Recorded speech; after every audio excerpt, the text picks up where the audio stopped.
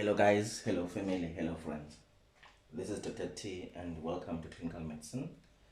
And please, if you have not subscribed to my channel, please consider subscribing. So guys, just want us to talk about glycosuria in this video. So glycosuria, as we all know, the word glyco refers to glucose, and suria refers to urine.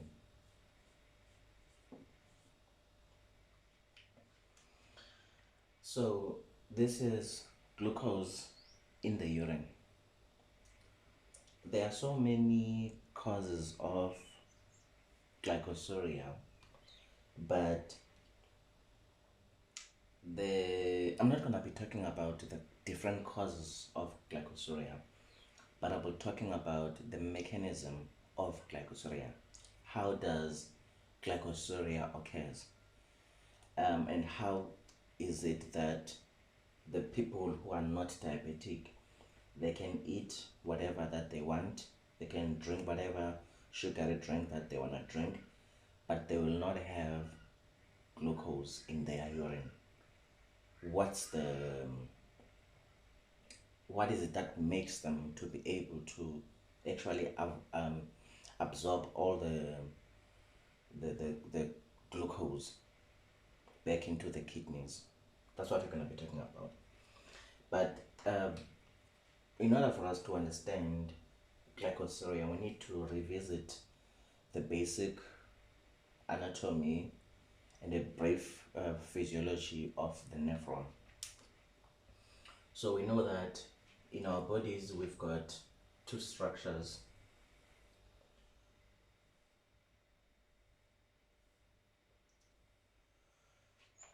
We've got two kidneys,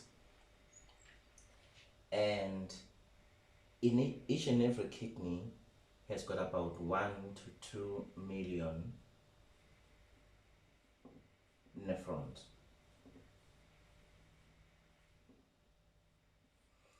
The nephron is the basic functional unit of the kidney. So if we can zoom into this area, we'll find that this is how a nephron looks like.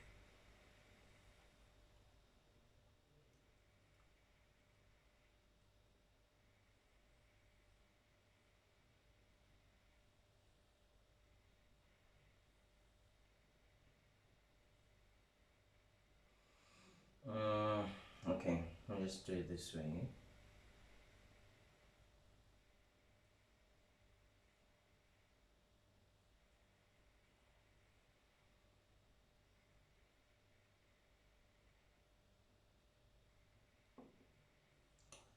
This is how a nephron looks like.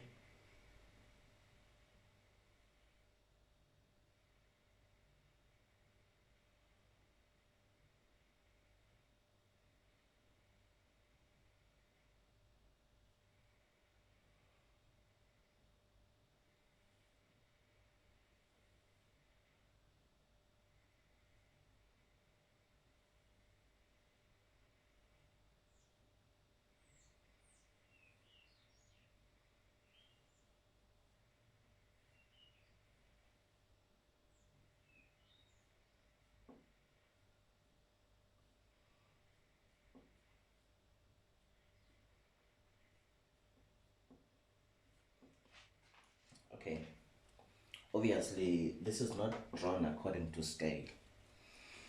I'm not very good with drawing.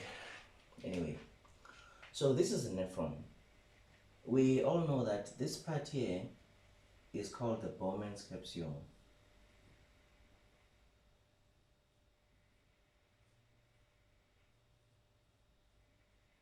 Some people call it the renal corpuscle. That's fine.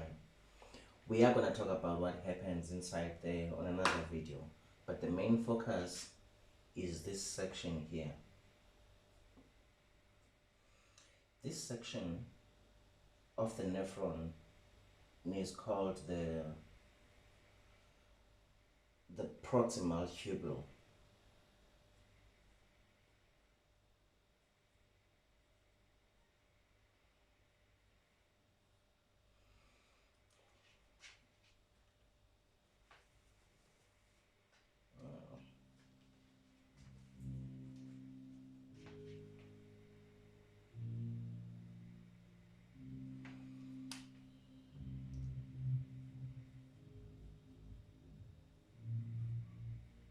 Proximal tubule.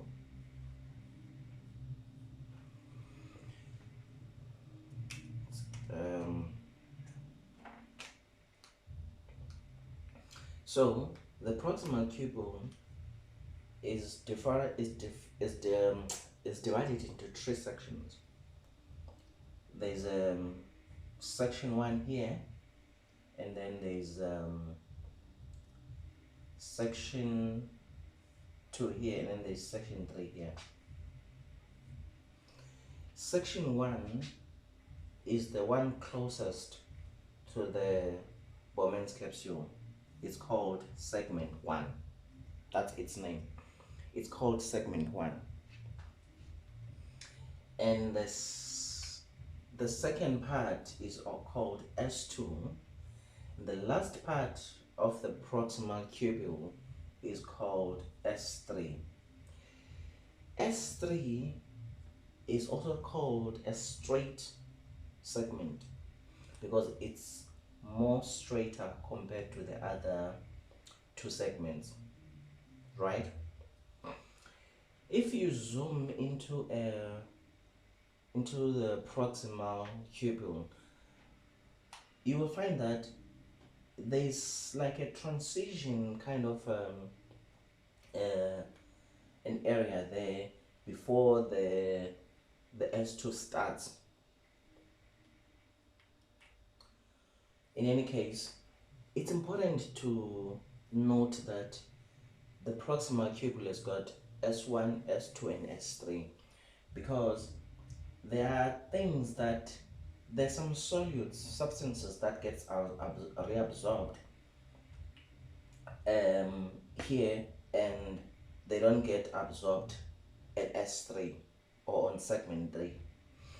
And the structure of S1 is very different from that of S2 and S3, depending on the things. There's a lot of activity that happens at segment 1 compared to S2 and S3. It's very important. Okay, this part, after the S3, the next part is called the thin descending loop, and it extends up to the tip there. And then on the other side, going up, is this section is called the thin ascending loop of Henle, right? The thin ascending loop. And then as you go up, the loop of Henle becomes broader, and that part is called the thick ascending loop. It's very important because, like I said, there are things, the thin descending loop has got structural differences compared to the thin ascending and the thick ascending, and so is the thick ascending. It's different structurally from depending on the job that each and every one of these has got to do. We are going to talk about that in other videos. In any case, this part is known as the distal tubule. The distal tubule also has got about 3 parts to it. This section here is called DCT1, distal convoluted tubule 1, and the part next to that, not everyone talks about that section there, but it's called a connecting tubule. And the last part here is called it's called T2, distal convoluted tubule 2. If you go deeper into the physiology of the nephron, you will find that, for instance, reabsorption of water, if you compare the reabsorption of water between DCT1 and DC2, there are differences, and other things as well. But so it's very important to know these different sections. This one has been always called the collecting duct since we're young. So the collecting duct is the final part of the nephron and leads the urine into the renal pelvis, right? So friends, what I'm gonna do now, I'm gonna wipe all of this. Maybe before I do that, so we all know that blood arrives or is delivered to the nephron via a special blood vessel or special artery called the afferent arteriole. And the blood that is brought to the nephron by the afferent arteriole is full of water, is full of glucose, is full of amino acids, is full of urea, CO2, bicarb ions, toxins, waste, and other things. I mean, from this list that I've just made, there's a striking omission here that I've made. I haven't included lipids. So the things that we eat, most of them, they get reabsorbed in the nephron. If you eat whatever that has got glucose in it, that glucose is gonna be absorbed from the nephron. You eat whatever that has got protein, that those amino acids they're gonna get reabsorbed by the nephron. But I didn't put lipids there. It's because the lipids do not come to the nephron. They've got a different pathway, but we are going to talk about that in other videos, right? And so all of this is brought to the nephron by the afferent arteriole, and whatever that does not form part of the filtrate will leave the nephron via another special artery called efferent arteriole. If you struggle to remember afferent, differentiate afferent or efferent, just remember that afferent arteriole, A means arrival, efferent arteriole, E means exit. So the efferent arteriole exits the nephron, right? Okay guys, so now I'm gonna remove this. So remember, whatever that we filtrate here,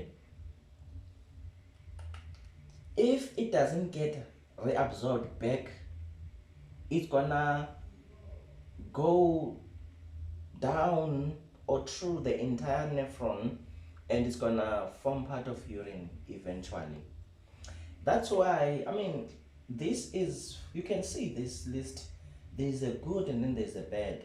You want to keep the good, you want to reabsorb the good and let go of the bad. So the good that we want to reabsorb in this video is the glucose. How is glucose absorbed from the nephron? why is it that, how does glycosuria, okay, how is it that people who are non-diabetic are able to absorb all their glucose from the filtrate and they don't waste it? How does that happen? Okay, cool. So let me remove this.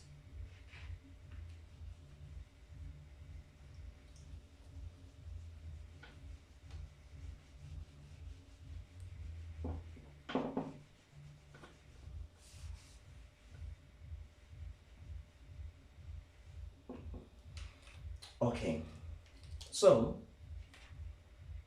we've got our nephron there. Okay, so remember guys that all around here it's a single layer of cells, and also here it's a single layer of cells. So I'm just gonna draw our proximal tubule. I'm gonna make it straight so that we can demonstrate what is happening. So these are cells, right? A single layer of cells. They are lined like this. So it's a single layer of cells right through the nephron.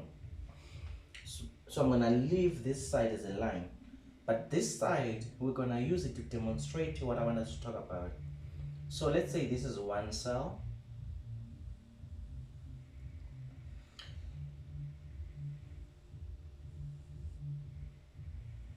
I hope the music is not disturbing. I stay with people here, so they're enjoying themselves. So guys, the cells that make up the walls of the lumen, in this part, these cells are called cuboidal cells.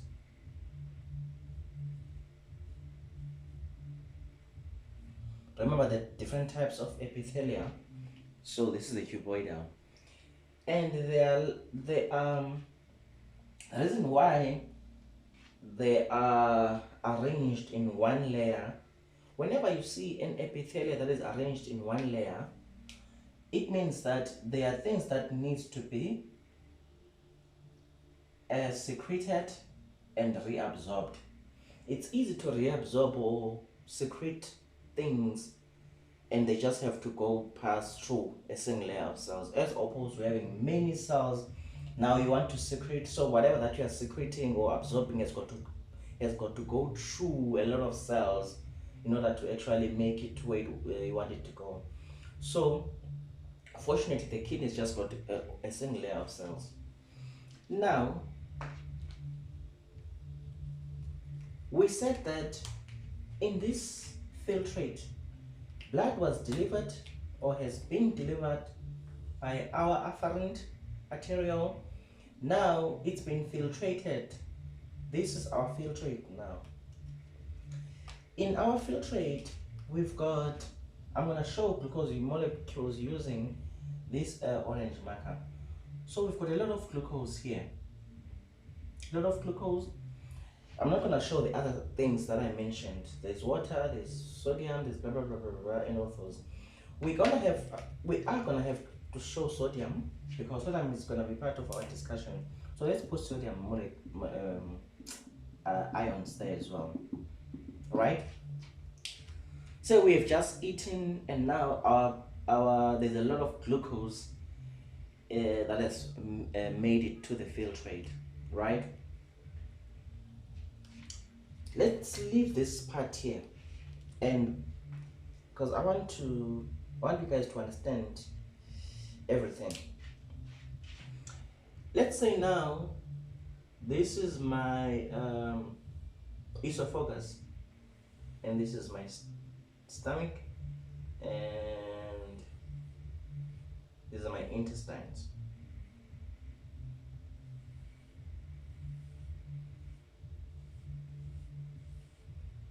Like that. So I have eaten 500 mils.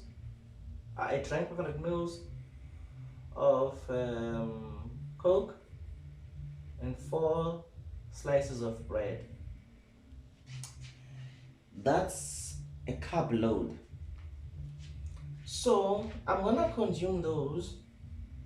They're gonna get broken down in the mouth, get to the stomach, digestion will start to happen, and to the intestines.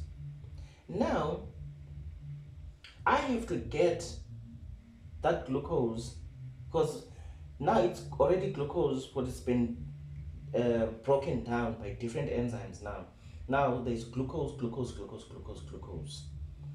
maybe some other monosaccharides, but the monosaccharide of importance is glucose in this video. So this glucose that is here has got to be reabsorbed from the intestines into the blood circulation. That's where we want it, so that it can be transported to different tissues. This is my blood vessel with blood. So we are going to talk about what really happens. Don't want us to have a long video. We're going to talk about what really happens for us to have glucose actually get absorbed into the blood. But there's a transporter there, that we're going to be talking about. It's called the sodium glucose transporter, and it's type 1. So that's the transporter that takes glucose from the intestinal lumen into the blood. Now our glucose, through that transporter or carrier protein, our glucose now is in the blood. This same glucose is the one now that you find it's in the blood, gets carried, so it gets carried to different organs, né? So this glucose is gonna be taken to different organs. It's gonna be taken to the liver. It's gonna be transported to the pancreas, to the adipose tissue,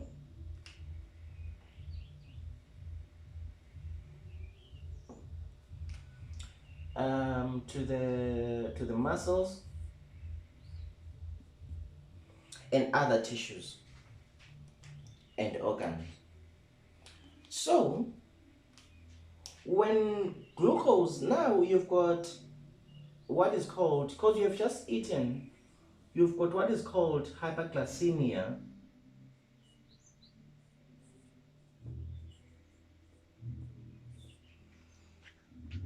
Let's say our glucose at this point is about 20 millimoles per liter.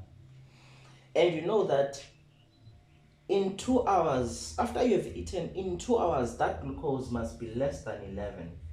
Otherwise, if you're not able to drop your blood sugar within 2 hours, after 2 hours, 2 hours has elapsed after you have eaten and you still got a glucose that is more than 11, then you need to be investigated for diabetes.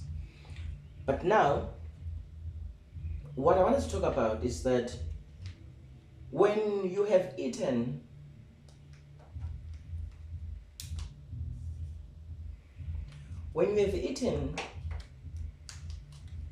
you're gonna, that sodium glucose transporter 1 in the intestines is gonna reabsorb the glucose from the intestines, causing a state of hyperglycemia, a lot of glucose in the blood. So what's going to happen is that this glucose is going to be taken to different tissues. One of the tissues that this glucose is going to be taken to is the pancreas. The pancreas will sense the hyperglycemia. We are going to talk about how does it actually happen. So the glucose, the beta cells are going to respond by secreting a hormone called insulin into the blood, a lot of it into the blood. Now this is the master hormone. This hormone, what it's going to do is going to go to each and to all these organs and make them to be sensitive to glucose uptake. So it's going to stimulate the receptors there, the blood transporters, and now glucose is going to start to get, because of the insulin, now the muscles are going to be able to uptake glucose from the blood, and this is done via a transporter called Sglt2. We're going to talk about these transporters, but it's via a gateway called the Sglt2. The adipose also uses Sglt2. So the insulin is going to make them to be sensitive and uptake that glucose from the blood. The hepatocytes, they use Sglt2. So Sglt2 is not really insulin dependent. It's insulin independent. So it can take up glucose even if there's no insulin. So so a lot of the glucose is gonna be taken into the hepatocytes, into the muscle, into the adipose tissue. This is how now you're gonna drop your glucose. You'll be able now to drop your glucose maybe let's say to less than 11. To less than 11. You'll be able to drop your glucose. This is when you have got insulin. You are not diabetic, you are fine. There's no problem with your insulin. Either the receptors, the release, or the production. You don't have an issue there. Now, by the time, so let's leave it here and come back here. Now, the hyperglycemia that was delivered via the afferent arteriole, how do we make sure that we don't have it in the, we don't have glucose in the urine, right? Okay. Now, it's important to also, let's just orientate ourselves here. So this is the lumen with the filtrate, the glucose, the sodium and everything. And these are cuboidal cells. There are two sides to the surfaces of these cells. The side that is facing the lumen is called the apical membrane. And the side that is facing the interstitium or the blood vessels is called the basolateral membrane.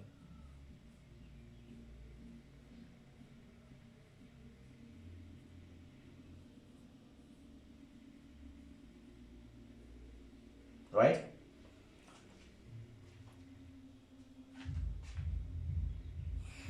And the side that has got a basolateral membrane has got a special pump there called the sodium potassium ATPase.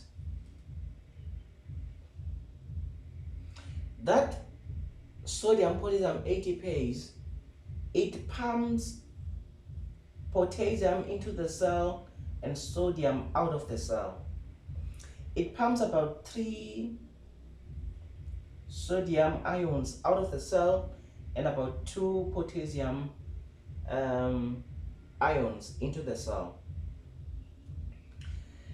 Now this pump, as it keeps doing that, pumping sodium out of the cell, it creates a state of depletion inside the cell.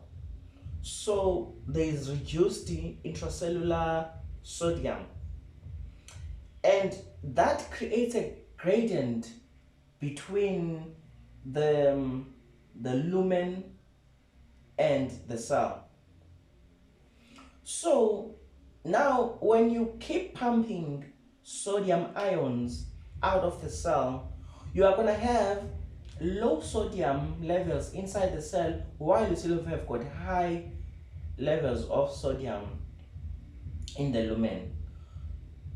And because of that, sodium starts to get inside the cell. Let's do it here. Now sodium starts to get inside the cell down its concentration gradient.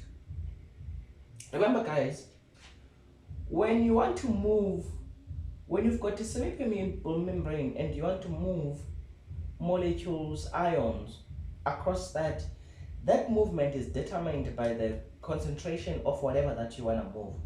Like for instance, let's say when you've got 10 sodiums outside the cell and you've got 100 sodiums inside the cell and you still want to move this sodium across to the other side, it means you're going to be moving sodium against its concentration gradient. It's going to be hard.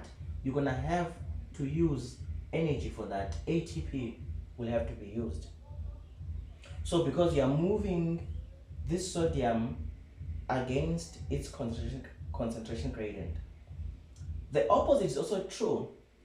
If you want to move stuff from their high concentration to their low concentration, so you are moving things down their concentration gradient, there is no energy required there.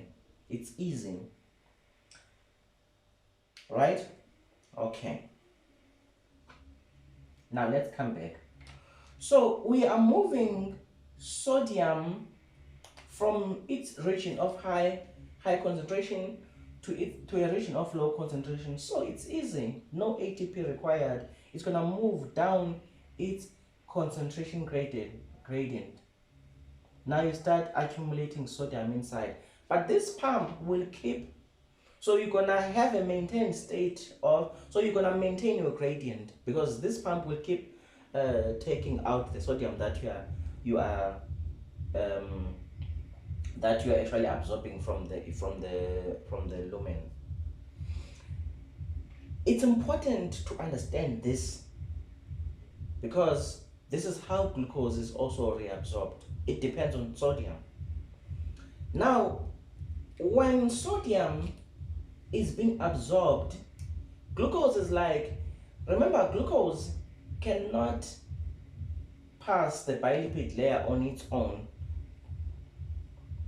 It can. It's not high. It's not lipophilic. It's not lipophilic. So glucose is very hydrophilic. It dissolves very well in water. So it can't pass there. I'm going to repeat. So glucose, things that can easily pass a bilipid layer are things that are lipophilic. But when you've got things that are hydrophilic, they won't pass. So glucose is one of those molecules that are hydrophilic. So it won't pass there. It needs a carrier protein to actually pass there. Now, there's a carrier protein here that sodium is using to pass. The reason why sodium cannot pass there on its own is because of its charge. So it needs to be carried as well through that carrier protein. But glucose is like, if sodium is getting in, I'm also going to get in using the same route or the same carrier protein that sodium used. Now glucose starts to move inside the cell as well. And there are many of these in this physiological membrane. There are many of these. So let's talk about this structure. What is this structure that is allowing sodium and glucose to actually enter the cell? That structure is called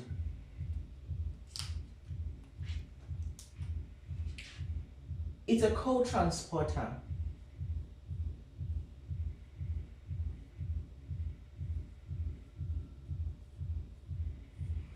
It's a co-transporter, and the name of this glucose co-transporter is the sodium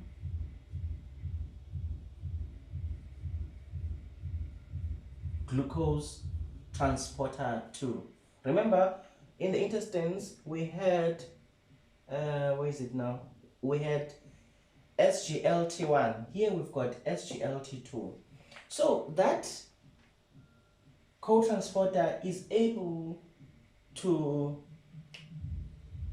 take in glucose and sodium at the same time. But the movement of glucose through that carrier protein is dependent on sodium. That's why this ATPase had to create a state, to create a concentration gradient for sodium, so that sodium can start moving in. And when sodium starts to move in, glucose tags along, right? So this is how glucose is absorbed, and this transporter makes sure that it takes almost 100%, it reabsorbs almost 100% of the glucose that is in the blood, so that there is no glucose that forms part of the urine, right? Now,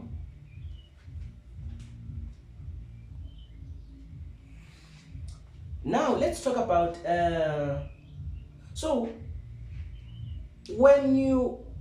let's talk about glycosuria now. First of all, when you are diabetic, you are not able to drop your blood sugar to less than 11 through, because remember, when you're diabetic, there's no insulin, or there's insulin deficiency, or the receptors, there's a problem with that, so you don't have insulin basically.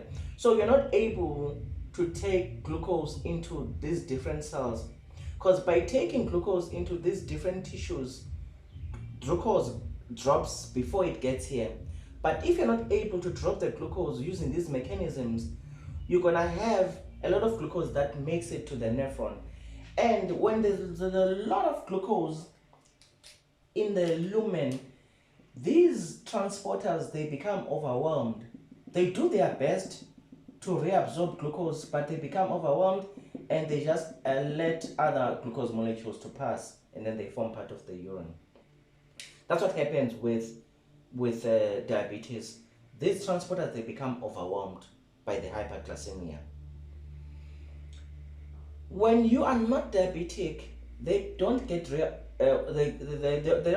overwhelmed, because you are able to decrease your blood sugar using these methods of taking glucose into different tissues under the influence of insulin. Now, other people can have glycosuria not because they are diabetic, but because they've got a mutation of this co-transporter. It's not doing its job. There are different conditions that you can find that can give you this. And also, when you're someone who takes a lot of steroids, and you've got some adrenal problem and all of that, you can still have glycosuria, because again, it's gonna be overwhelmed, right? Now, lastly, since the sodium glucose transporter 4 is essential for reabsorbing glucose, people will have found out that, okay, we can actually treat diabetes by blocking this or inhibiting this co-transporter. And the drugs that I use there are called sodium glucose transporter 2 inhibitors. So what they do is they decrease blood sugar levels, or they control blood sugar levels by just allowing glucose to pass through to the urine. Yeah, I think that's it, guys. It's a very long video. I don't like long videos, but it has happened.